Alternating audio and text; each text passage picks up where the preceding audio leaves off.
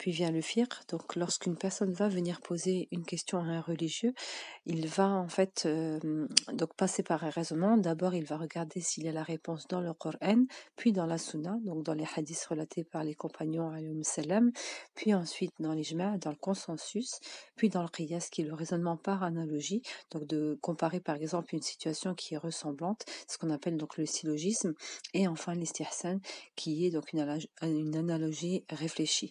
Et si on ne trouve pas des réponses dans cet ordre-là, alors on essaiera de réfléchir au dessin, donc de voir l'intérêt pour la personne qui questionnait. Puis, donc, on avait vu à la suite de notre prophète Mohammed alayhi salatu wassalam, donc, au temps des compagnons, on disait justement que Abu Bakr Siddiq, lui, il faisait très attention, il demandait en fait pour récolter donc les hadiths également, donc de demander un témoin et un rapporteur. Omar ibn al-Khattab, par exemple, il n'acceptait aucun hadith sans preuve. Ali, pareil, donc n'acceptait également aucun hadith, mais sans serment. On voit qu'ils avaient cette minutie, ils cherchaient vraiment à avoir donc les choses les plus précises et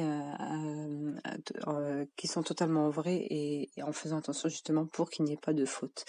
Puis va venir une période de trouble qui va venir de l'Irak et on dit que Ali radiallahu anhu va déplacer donc le siège du califat vers l'Irak.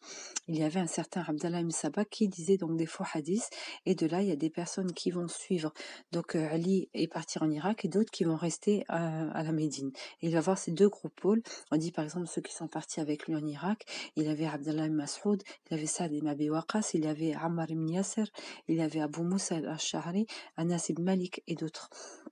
Et donc il y avait des compagnons dans les deux pôles, en Irak et l'autre en Médine.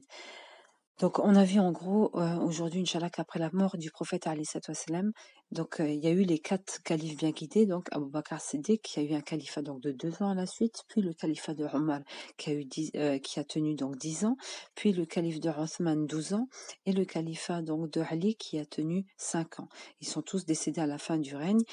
Et donc ça a continué et après eux, il va avoir donc le 19 califes omeyyades, il va avoir 36 califes abbassides, puis les califes du Caire et les califes ottomans pour arriver donc jusqu'en 1923 où il y a la chute donc du califat et donc à la suite de tout cela, on va voir justement les gros religieux qu'il y a eu donc après les califes bien guidés au temps donc de leur calife. Ils n'étaient pas forcément califes, mais il y a eu donc l'institution donc des grandes écoles qui vont venir à la suite et c'est ce que nous allons voir la prochaine fois.